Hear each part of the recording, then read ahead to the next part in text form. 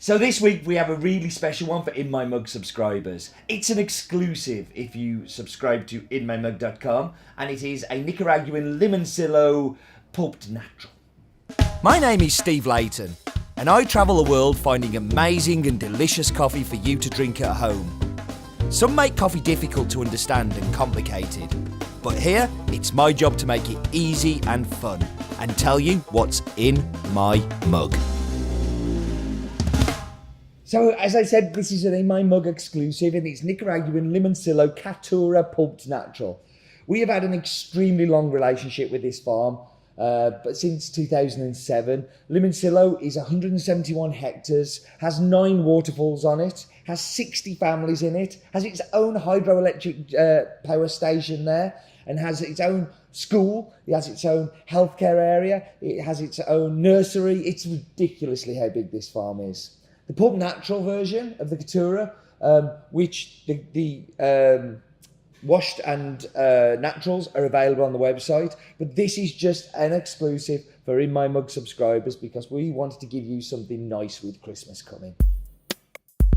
So because this is an exclusive, I'm actually going to spend a little bit of time cupping it and going through it because it's not on the website for you to read up about it. So you lucky In My Mug subscribers get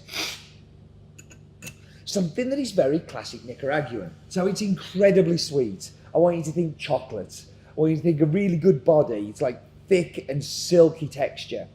And I also want you to think, so this is the best descriptor I've come up with it so far, is think about dairy milk that you've left on the dashboard of your car on a really hot sunny day, and you've come back and you're thinking, I'm really hungry, I need some chocolate, and you kind of get, it's all squishy, but it's that melted chocolate kind of covering the mouth, chocolate bar left in the sun taste, which is really good. But there is some more complexity to it. I want you to think about it a little bit like a pear-like acidity. So it's sweet, kind of, but still got that little bit of tang to it. And really on the aftertaste, there's a little bit of like a raspberry hit.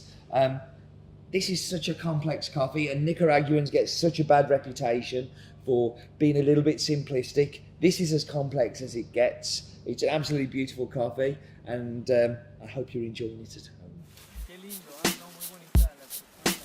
So last week we had a black honey, and this week we've got a pulp natural, and to be fair, there's lots in common with that. The only difference is there's less mucilage on this one than there is the black honey. Now this tends to give you more funkier flavours, more closer to natural flavours than the more pulp natural of this one, which is a little bit more lighter, a little bit more sweeter, a little bit less funkier.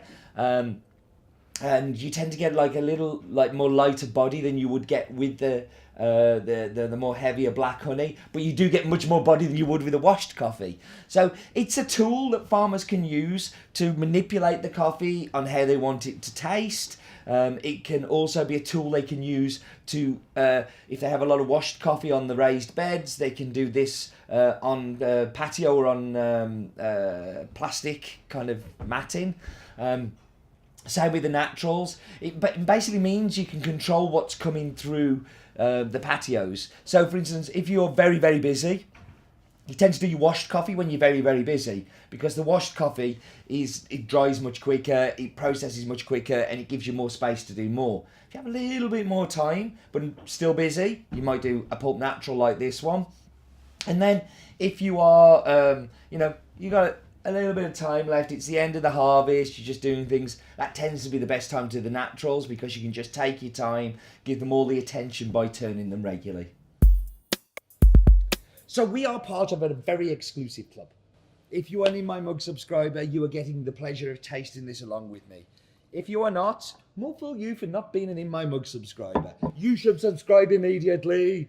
But let's get into there. Those that won't be able to taste it, I'll try and describe it the best I can for you.